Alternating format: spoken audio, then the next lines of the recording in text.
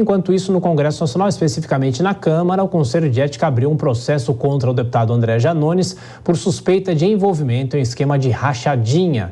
Reportagem de Yasmin Costa. O processo foi instaurado no Conselho de Ética da Câmara dos Deputados e ele pode levar à cassação do deputado federal André Janones por suposta prática de rachadinha.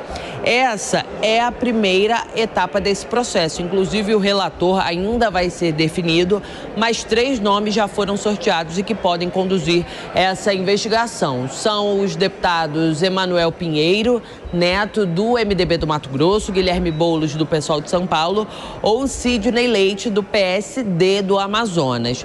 Vale lembrar que o Conselho de Ética tem caráter consultivo e caso o órgão decida recomendar a cassação de André Janones, ela só vai ocorrer com o apoio de pelo menos 257 deputados no plenário da Câmara. O procedimento ele foi instaurado depois de um pedido apresentado pelo Partido Liberal que solicita a perda do mandato de Janones por quebra de decoro parlamentar e também por conduta ilegal incompatível com o cargo. Essas denúncias contra Janones por suspeita de rachadinhas partiram de ex-funcionários do gabinete dele. Inclusive, áudios divulgados pelo portal Metrópolis mostram Janones em conversa com os servidores, afirmando e pedindo para eles usarem parte dos salários recebidos para pagar dívidas de campanha. O próprio deputado reconheceu a autenticidade dessas gravações, mas negou que tenha promovido qualquer tipo de rachadinha. Ele afirmou que fez esse pedido de contribuição para amigos que se tornariam mais à frente assessores do gabinete dele e essas contribuições seriam para quitar dívidas que eles todos assumiram durante a campanha eleitoral de 2016, quando ele concorreu para vereador.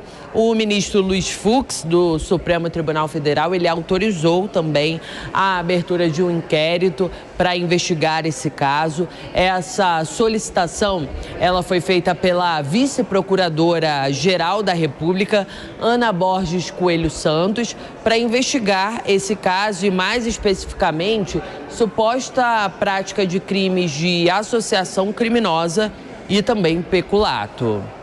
De Brasília, Yasmin Costa.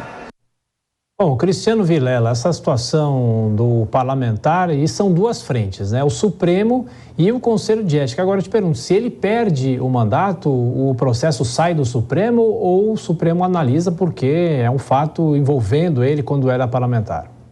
Olha, Thiago, essa questão envolvendo o Conselho de Ética é algo que pode redundar numa cassação dele do mandato parlamentar. E ele, enquanto um parlamentar polêmico, talvez de alguma forma vai ter que tentar demonstrar, convencer os seus pares de que não tem realmente culpa no cartório, não tem nada que possa fazê-lo perder o mandato. Uma vez ele perdendo o mandato, em tese, ele deveria perder o foro por prerrogativa de função.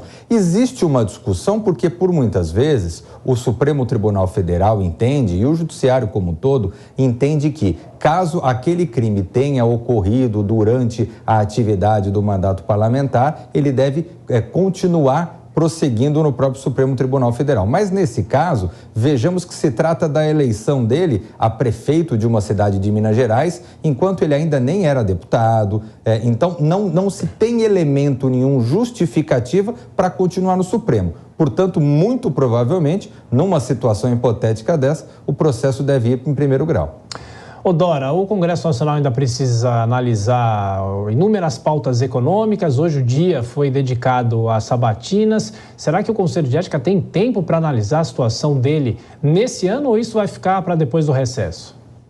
Eu estou achando que fica para depois do recesso, mas me chamou a atenção, Thiago, a rapidez, porque já houve outros casos de conduta, de quebra de decoro, que demorou muito. Olha, o caso da ex-deputada Flor de Lis, que está presa, condenada, porque mandou assassinar o marido, demorou muito para que esse processo se iniciasse. Então, isso me chamou a atenção. Essa rapidez, eu achei que a coisa, já havia ali uma disposição não muito favorável aos Janones, mas você vê que situação, né? É até meio cínico, né?